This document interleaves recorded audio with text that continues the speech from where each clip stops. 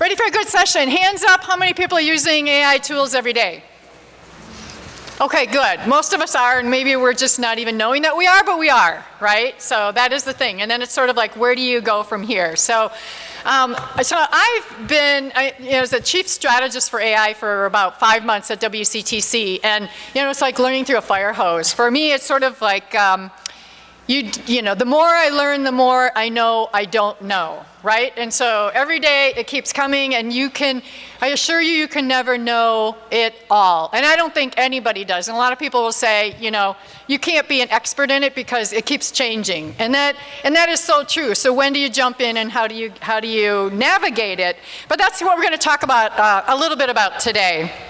So this session is AI 201, integrating artificial and human intelligence for purposeful work. So we're going to talk about how AI is certainly in our work, but it's also impacting our behaviors. So think about, changes in work, behaviors, and relationships, and it is. And we have some control over that. And it's how we recognize that, and how we recognize that it's changing our humanness and our human relations if we choose to let it.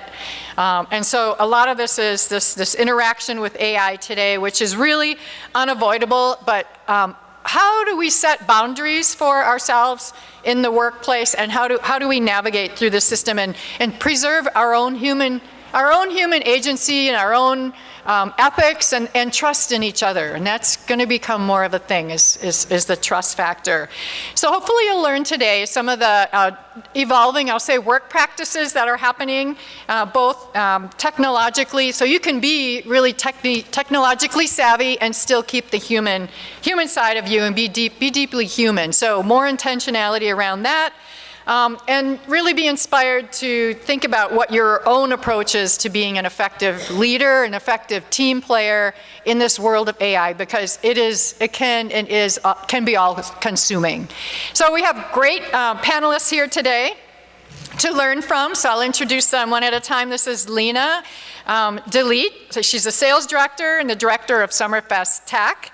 Milwaukee World Festivals. Anybody been to Summerfest Tech this year? Fabulous. Okay, yep. Next is Yolonda Evans, founder of Project T.I.M.E. Oops, sorry, we got you out of order here. So on the end is Yolonda.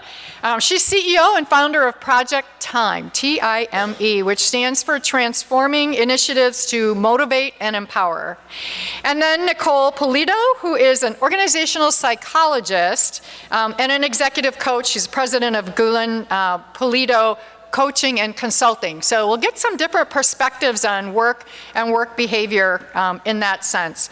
So I'm going to start with a general question for each of them to answer and talk about your specific roles. So you can talk a little bit more about yourselves and your roles, and then how are you using AI?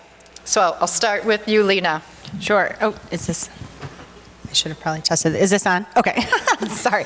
I can also be fairly loud. So my roles with Summerfest, I kind of have two, or with Milwaukee World Festival, I kind of have two. And so I use AI in different ways for both of them. So as the director of sales, I'm working with our corporate partners every day, finding new corporate partners to bring into the festival, overseeing our corporate ticket sales program, as well as looking at the park that we manage and how can we bring even more events to that park throughout the year. So as part of my role with that side of the business with AI, I'm using it pretty constantly to help fill what I consider more data-driven or menial tasks. So if I can use it to cut down on things that would normally take me an hour, looking at different data points, research, even kind of building a creative proposal for someone, I'll use it for that. And then really using it to proofread everything that I'm creating and kind of analyze all those different pieces versus taking maybe sometimes 1, 2, 3 hours to do that. And then it gives me a little bit more time to be creative, to further develop the program, and even really just to think about things a little bit more fun with our Summerfest Business Alliance, which is our corporate ticket sales program. There's a day-to-day manager on that, but we work together on the marketing and the newsletters that go out. And so looking at how can we take this huge data dump of information and make it more concise, more fun looking, more business professional. Like, you can really change the tone, and it gives you really good feedback to do that. At the end, we want it to be our voice, and so you kind of put our touch on it, but it's a good starting place. So that's sort of one side of the business. And then when it comes to the Summerfest Tech Conference, I'm constantly building programming for that conference, and so I'm less necessarily using AI, although a little bit sometimes just to find information, but really I'm trying to learn as much as I can about AI, specifically how core industries in Wisconsin or the Midwest are using AI, or what keeps them up at night about AI. And so there's sort of two sides of my brain. I'm using it on the sponsorship side and the ticket side for the music festival, but then for the tech conference, I'm trying to learn as much as I can about some pretty deep technical AI subjects that our audience will want to hear more about, or that our sponsors are willing to speak about and present about. So. Wonderful. How about you, Nicole? Yeah, well, for me, I'm definitely in the student of AI category. So when Kate reached out to me and mentioned talking about AI, I laughed in her face because that is not my expertise. But I have worked with a lot of different organizations and see how AI is being applied in many organizations. But for me personally, I've gone from putting my head in the sand with AI. As a psychologist, I'm all about human connection, right? And many of us as psychologists in my field just really are pretending it doesn't exist. To the point now where I'm asking it questions every single day. So I've made that evolution. And just being really intently curious about human beings and human relationships. And once I made the shift to how do I apply AI to improve those relationships and to enhance them and use it as a tool, and to make me more efficient so that I can spend time with my family and my relationships and other human connections. So, but more specifically how I use it in multiple ways, but I'll share three. Consistently doing organizational research. I work with 10, 15 or so clients at a time, and really knowing about their business, knowing about their challenges, knowing about their customers, knowing about their competitors. So I ask AI all kinds of questions about my organizations I work with. And highly recommend you all do the same. I mean, if you're in one organization, the first thing I'd say is, ask AI about what are the challenges, what is the industry, where is it going, do a SWOT analysis. So absolutely do that. In my assessment work, I do a lot of leadership assessment, so it's made me way more efficient. There's definite watch outs, but it's helped me reduce my report writing time from 8 hours to 2 hours, so that's been exceptional. And in my coaching, a lot of us as executive coaches, get really concerned, or historically have been very concerned about, is AI going to replace us as coaches?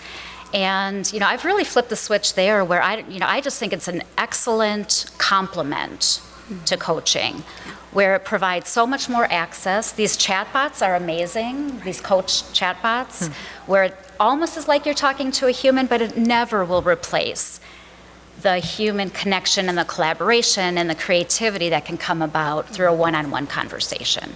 But I do use it for my coaching, and I ask it questions, and I say, hey, if you were a leader with these kinds of challenges in this kind of organization, what kinds of questions might I ask this person to unlock some new possibilities? So that's how I tend to use it. Yeah, and am I loud enough, by the way? Yeah, okay. It's kind of interesting, and it's kind of scary when you think about people having relationships with their chatbots, which is a thing now too, I know. Right? Yeah. Yolonda. Well, I'll say selfishly, the whole topic of leading through uncertainty really leans into what I do most of the time, which is be a change management professional. So I thrive through change, right? So maybe professionally, maybe not the personal change, but that's something I had. But as a change management professional, one of the things that I spend most of my time doing is coaching. And there are a lot of the things that I prepare for, a lot of the understanding that I want to transfer on to the individuals that I'm coaching, preparing those presentations, those notes, or all of that it takes a lot of time. My friend, ChatGPT and Perplexity and all of those other things that I use actually allows me to be a little bit more efficient. To Nicole's point, I love to spend time one-on-one coaching with these extensive hours. They don't always want to pay for that. So there's different ways that you connect. So as a change management professional, and even as a professional here in the room, if you're not in change management, I would think about using it from the aspect of thinking about your stakeholder management, writing communication plans, right? We always think, well, we tend to think about things from one perspective, what we want people to get out of it. If you talk to ChatGPT, and that's what I call my prompts, we're talking, think about your stakeholder management, how you learn to talk, to think, to write, to let someone else tell you, no, they may think about it this way. That has been a tremendous help, that I don't always have to write the perfect communications, but it is helpful and it saves time, right? So that's my number one go-to. I definitely say that I found some great AI-enabled tools that allow me to make amazing kick-ass, can I say that? Kick-ass presentations. Using Slide Team is just one of them. But when I say I can put in an outline and it will kick out to me, this looks like I work for DeLaet. You know, remember, if you've ever worked with DeLaet, they have amazing slide presentations. Yeah, I just nailed it with AI-enabled technology. So that's another thing. As a job developer of Project T.I.M.E, that's an organization that I created, that I work with individuals who have disabilities, and I connect them to job opportunities. What I have learned to do is to teach people how to use AI responsibly. And that means that we use it for interviewing, job search, what not to do, what to do, and how to use it to find resources, solutions. Lastly, data. I am the nosiest person in the world, so I need to know everything about everything. And it allows me to dive into areas I'm not an expert. I never claimed to be an expert, but because of the amount of information it pulls in so quickly. Have you ever timed it? Like, it would have taken me hours to pull up all of these resources. So I'm loving this. I think it was Becky who said, be a learn-it-all. That's me. So. That's great. I do think Becky Frankowitz this morning teed us up perfectly. I mean, she's Yes, amazing, yeah, and a great communicator. I have a tag-on question to your change management. So when we do a lot of customized training for institutional transformation with AI, there's always an aspect of change management. So do you have a framework for change management? What's your framework? I would say, so I'm also a board member of ACMP, which is the Global Association for Change Management Professionals. So I would say that I straddle the fence between Cotter and ProSci, because there's a focus in one that's for leaders, and there's a focus on one on individuals.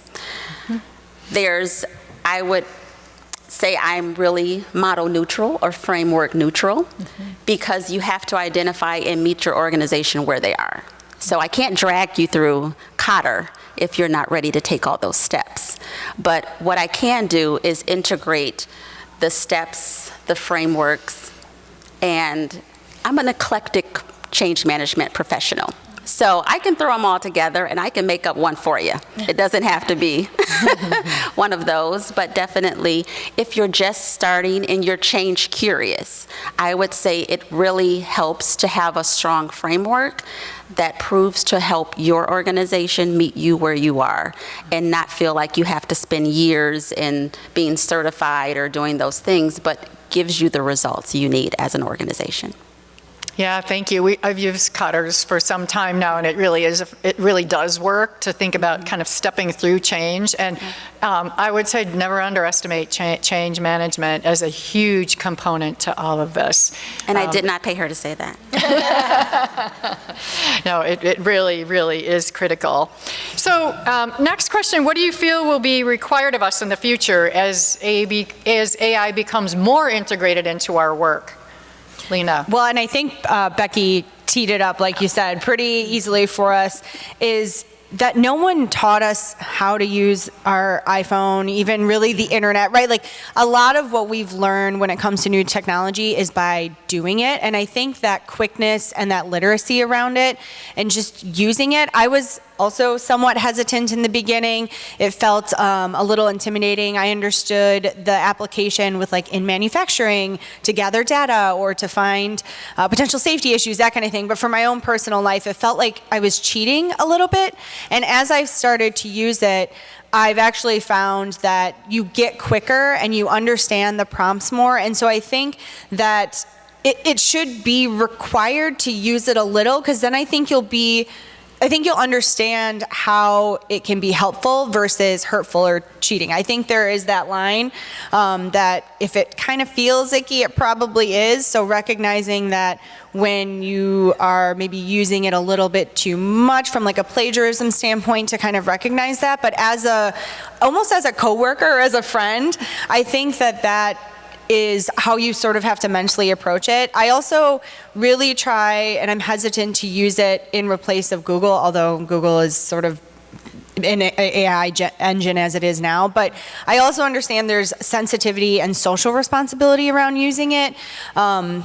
And that could be a whole session in itself, but between energy, between where the prompts and information are coming from, who they're coming from, how it's being generated, all that is just something I always try to keep in mind when using it. And,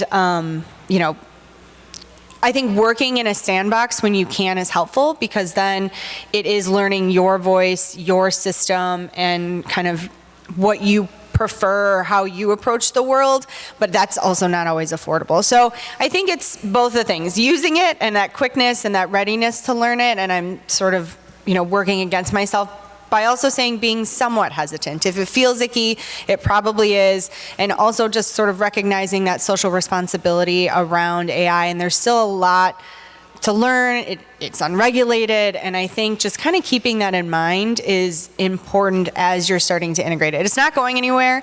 Same thing as, the internet, when that came to be, there was, what is this? There's the dark web, there's things to be concerned about even with that. Just recognizing that it operates the same, and so seeing it as that potential coworker and not the end-all be-all, I think is important.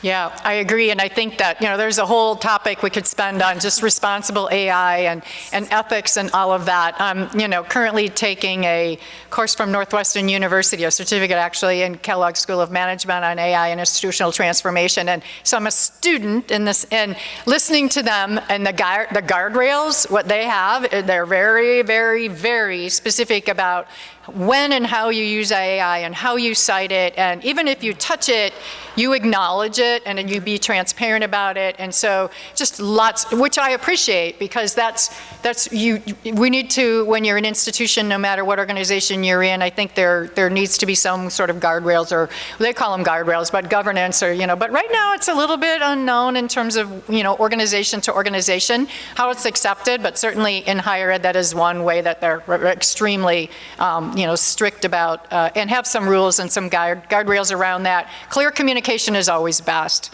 So turn it over to you, Nicole. Sure, yeah. So I'll focus on additive to the do it responsibly. I won't add on to that necessarily, but first engage. There's some research that shows that women in particular are 20% less likely. I think it was an HBR article recently. We're 20% less likely to engage with AI. And all of the models then are being built, they're being built on the male bias, and that's only going to exaggerate that situation. So engage, but of course do it responsibly. The second thing I'd say is really an add-on to what Becky shared today is, adapt. How important it's going to be to adapt to the new way of working with AI. And the skills required in the future are going to be significantly different than they are right now. And we used to joke, so I do a lot of competency modeling in my work, and for the last 20 years, we sort of in the industry have an inside joke, every competency model is the same, right? You just change the words a little bit, right? So you change the language, you have it fit the company, you have it fit the culture, but it always measured very similar kinds of things. Well, we're in an evolution right now where leadership competencies in particular are similar in some ways, but they're going to be weighted very differently. What organizations look for, what they hire on, what they promote on, what they value, what they develop, are all going to be very significantly different. I'll just share a report that I saw recently, and it really does just validate what Becky said today. The World of Work in 2030, article World Economic Forum Future Jobs Report. The things that it really highlights are creative thinking, number one, flexibility, curiosity. I mean, that theme of curiosity came up over and over again. Lifelong learning, and leadership are going to be significantly more required, as well as talent management. That's a thankful thing for us, I think.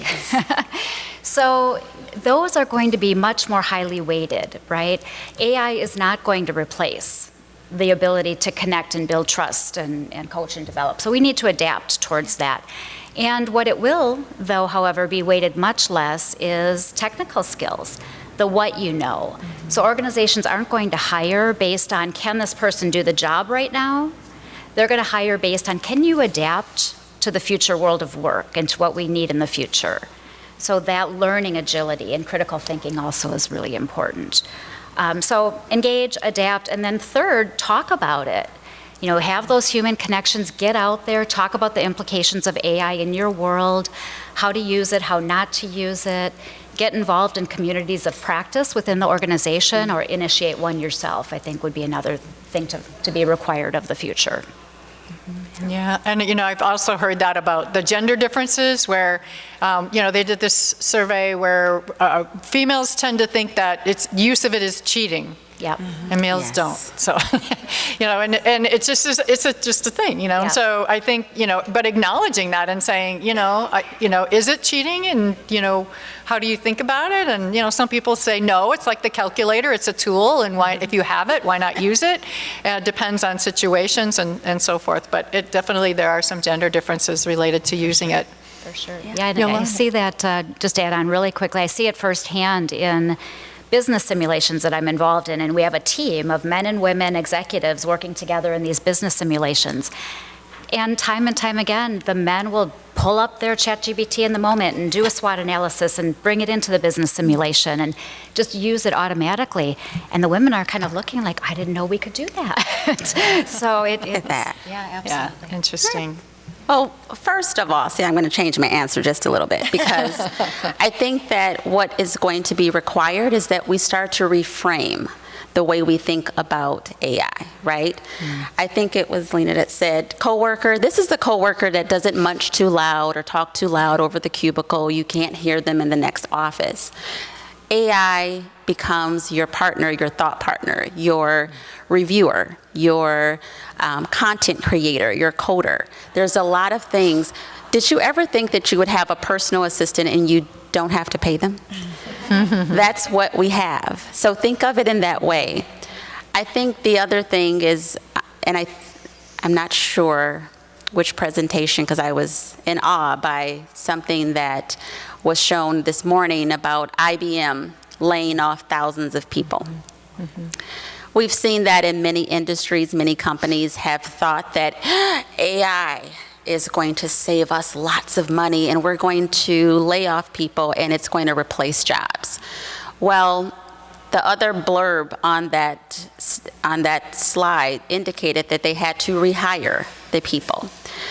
So I think what is going to be required is that we understand what type of tool we have, how it's evolving, and how to strategically use it within our organizations. The other thing is I'm going to say from a personal and a professional aspect, whether it's at the individual level or it's at the more enterprise level of an organization, you have to make sure your 4 Qs are intact. You can't get that from AI. That's the IQ, your EQ, your TQ, your technical quotient, and then looking at culture, right? So, and I'll say that some of our jobs, most of our jobs are really safe if you think about all of the things in those 4 Qs that you can't get out of AI. Have you ever asked AI to give you, give me an outline or to give you something that it's being written for someone and you say, could you put a little bit more empathy in there? Have you ever seen like, oh, my job is safe? Because it can't do it, right? So there are certain things that we know that what will be required of us is to use our superpowers, what we know, how to expand on them with one of the best and the cheapest right now personal assistants that we have ever been introduced to besides the internet. So there is that fear, and it's very real, about losing jobs and about automation happening, and it's there, and the numbers are there. And if you look at it globally, I've had some recent conversations with Becky and her peers in Manpower, and it's a changing workforce and a workplace. And so a lot of this is going to be driven by AI. And so how do we preserve the human agency in our jobs? As we think about using it more and more and more, and we do start to think about, what's coming next is quantum. So after this, I hate to say this, but it's going to get exponentially faster and better. So the fear is take over, right? It's going to take over us, take over our humanity, take over humans. So, how do you all feel about that? But how do we also preserve our humanity? I mean, I go back to thinking about, who picks up the phone anymore to talk to somebody at work? Or, no, you text, you email, you do this, but you don't talk, as often. I almost feel odd about doing that now, but I still do it because I need an immediate answer and they're not on their phone. But, there's changing work behaviors, and we're all seeing that. So how do we preserve the humanity, the human agency in what we have at work? Let's start with Lena. Yeah, well, and I think it goes off to what you were saying about keeping the human element required, or always keeping it sort of front of mind. Even when I think about creating programming for Summerfest Tech, which was Summerfest Tech AI this year, because that was 80% of what our content focused on, is challenging the presentations and the speakers to think about, what part is the human still required as part of what you're trying to implement? And what does that mean, though, from a potential change? If it's no longer the software programmer, what do you need a human to do as part of this next step from a technology perspective? I think it's just kind of important to keep that top of mind as much as you can, rather thinking of replacing. It's where does the human still get involved? And a lot of that, I think, is in the critical thinking. And so even thinking about it from something as simple as a map, there may have been a class back in the day where you learned how to read maps. Well, we don't know how to read, I don't want to say we don't know, but it's not necessarily required to know how to read a map if you can follow your iPhone directions. But the critical thinking part of what does this mean spatially? How do we get to a place? How do you use that time instead of reading the map to think about what you're going to do there? Taking away the more menial stuff, but inputting additional critical thinking, I think, is all part of human agency. I don't know, like you were saying, can it read empathy? And it may find a learned process to that, but at the end of the day, humans are the ones that are driving the empathy and the feelings and the critical thinking piece of it. So I think as you move forward with how you use AI, making sure it's not a copy paste is sort of my last point too, to where you're always inputting. Even if I change a few words, I want the finished product to still have my touch on it somewhere. And I think injecting that human agency, because you should be rereading everything that you're putting out, and that again is where the critical thinking part comes into play, and absorbing it and understanding oh, I never thought about that, or oh, that's kind of what I was going to say anyways, but now I want to say it in my voice, I think is an important piece as you're doing this. So you're not double dutying because they're doing the ChatGPT or whatever system you're using is doing a significant amount of the legwork, but you're still infusing that human agency piece into it as much as you possibly can. And that's a good point. AI doesn't necessarily know context, so you're putting it in the context and reading it. Nicole. Yeah. Yeah, I think it's the perspective of it's not one versus the other. And it's not like you have to give up one to get the other. It's just a matter of identifying when AI is an amazing tool to help you be efficient and focusing on those areas, And when human connection and collaboration and brainstorming and creative thinking and coaching one another, AI will never replace that. You know, two human beings, there's a power of human beings in a room together, all of the nonverbal language that happens, right? And just spinning ideas off of one another. So it's just really a matter of knowing when to use it and being really responsible in how to use it. And, I've had examples, without getting into a ton of detail, examples where I've been encouraged to use it in inappropriate ways, in my view, and just being willing to kind of raise your hand and say, hey, this just is not the right way to use AI as a tool. Right? Yeah. Yolanda. I think, this is a deep one that I can stand on a soapbox all day and talk about, but I can't, right? Support the transformation in a strategic way. And what I mean by that is thinking about the balance of what AI gives you, but understanding that within our organizations, we really have to have a strategy that is anchored in a human-centric workplace culture, right? How do we upskill people? If I no longer need you to be the note taker, right? We got Otter AI to do that. We don't need the note taker. We don't need more of the tactical, small tasks. Let's take our people and upskill them to where they're more critical thinkers. They're more strategic thinkers. They have better judgment. They understand ethics in business and business acumen a little bit more deeper. We always say that I hear organizations indicate, we want to promote from within. We want to be able to have our leaders come from within. Well, we have to learn how to upskill, reskill, and reteach and repurpose our talent and our time to where it's tied not only to the overall organization, big rocks, right? We know that. However, there's an investment in the people that are here. So when we think about it from how do we preserve the human, just think of it from a human-centric workplace culture. And I'll tell you, when you start to integrate your people strategy and you look at talent to where it is your top investment all the time, not just your technology, you'll start to understand the return on investment when you start to repurpose your talent, your people, and you start to upskill them, because you'll see them grow and you'll see that you're able to build a culture where there's more psychological safety. You have people that are flexible, they can adapt well, and you have that business acumen that has grown with them through various roles. So we shouldn't throw people away. Don't think of it that way. Think about your investment that AI is helping you upskill your people in your organization, and you're going to get the biggest return on investment because you have these treasures throughout your organization that you've been able to invest in. So that's how we start to preserve. We make sure that our people is the big investment and that we give them a partner like AI to make them better.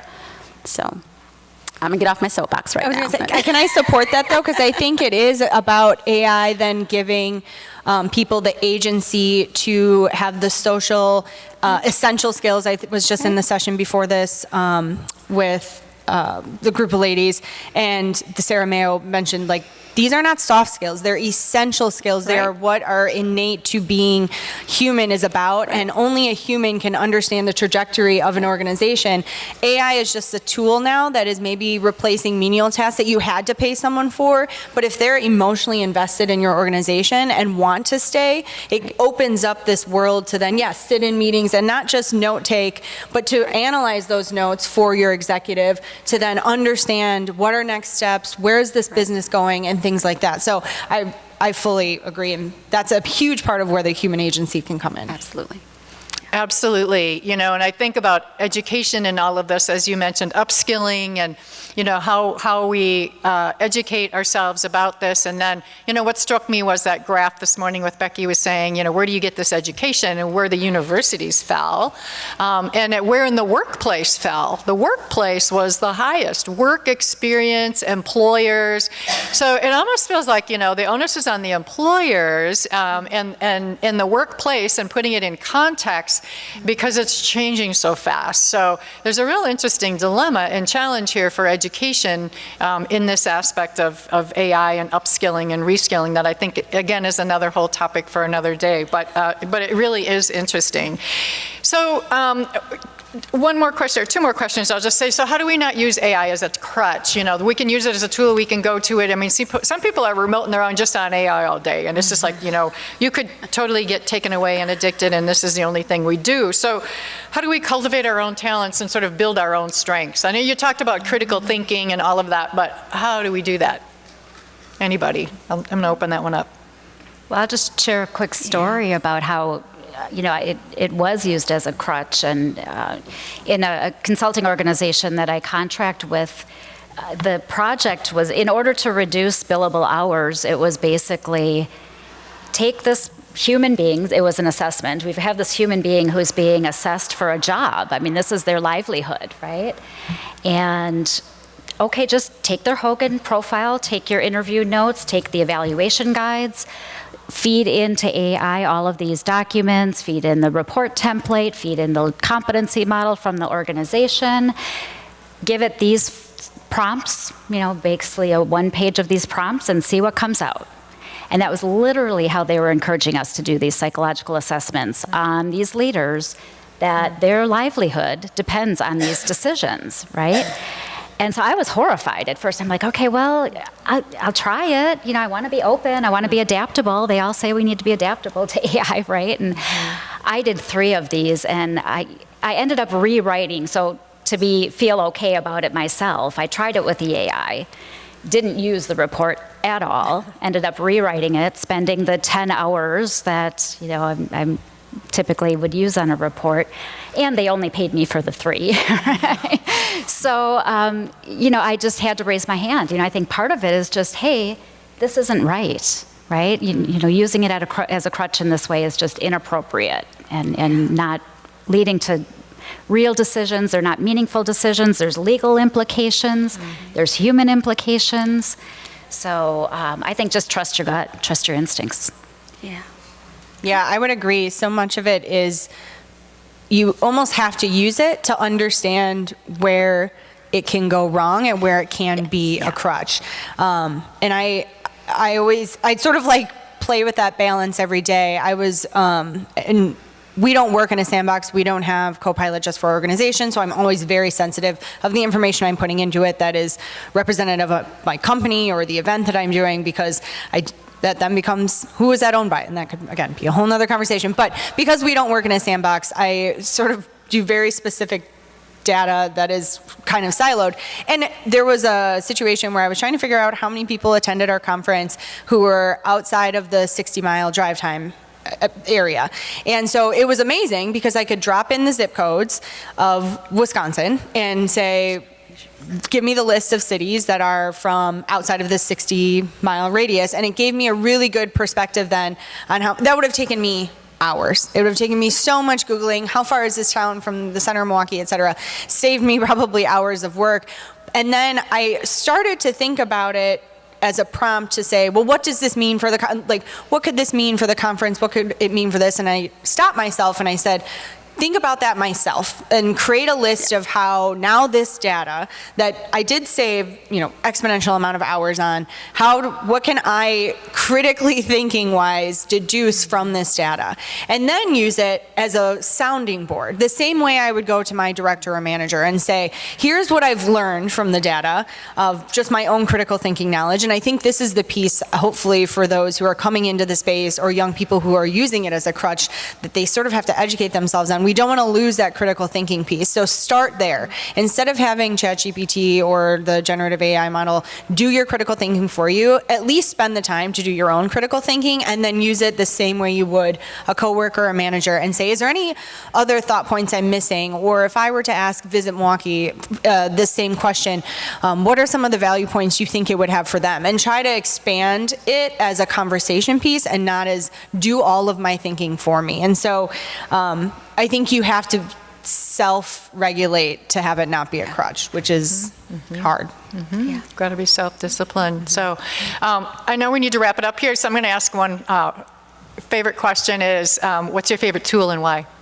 AI tool. I just use ChatGPT because it's just quick and easy, but I am exploring like Notebook LM and some other things, but I don't use it enough for deep research yet to have anything really than something quick like ChatGPT. Yeah, that's pretty much me too. I do use ChatGPT and Gemini for Microsoft applications. A lot of the consulting firms that I work with have their own chatbots for confidentiality reasons, that they have their own ingredient, and also that it builds on the similar kinds of tools and information. So really, those are the only three I use. Yeah, I would have to check the box and chime in on ChatGPT. That's how I started. Safe space. It was free. Now I pay for it because I have my own chatbots that I'm testing out. I would say Perplexity is an app on my phone, and I'm just curious, and I said I was nosy before, and I'm going to die this way, so I'd love to have it at the tip of my fingers.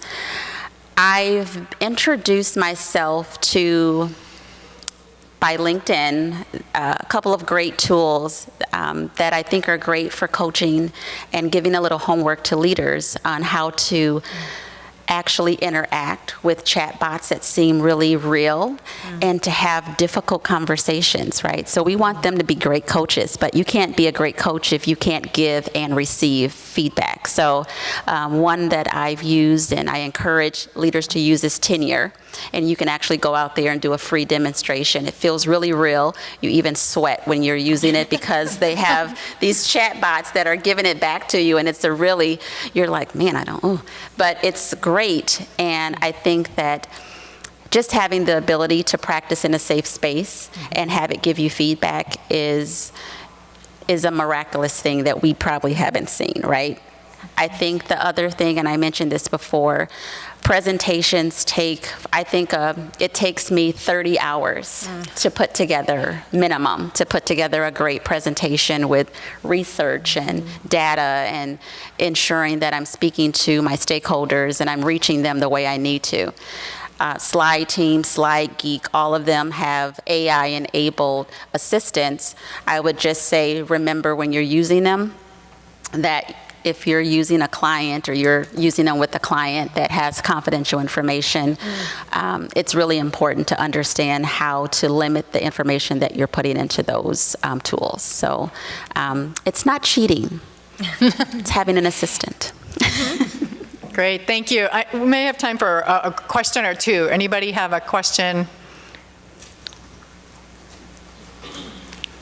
Yeah. You mentioned working within a city. Can you describe a little more what you meant by that and how you set that up? Yeah, that's when your generative AI tool model lives only within your organization system. So with Microsoft, you can set up Copilot to only live within, like no one else from the outside world can access it, which means all the data is ideally privately stored within your organization. So that way, if you are putting a contract into it and asking it to generate a new one with this account, all the contract information cannot be accessed outside of your private sandbox. Ideally, I'm sure there are ways, but that kind of it lives within its own system.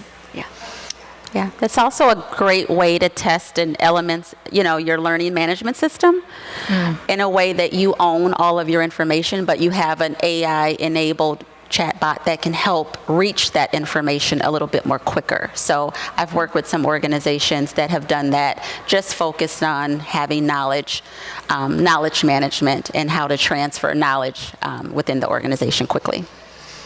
Well, thank you all for your attention. Thanks to the panelists for all your great insight. And obviously, we could go off on topics like, so many topics. You can spend days on all of these aspects of AI. But I appreciate today, and I think, the takeaway here is we all have a role to play, not in AI, and not just using it as a tool, but as really a partner in creating our purposeful and value-driven, I'll say, work. So thank you all very much.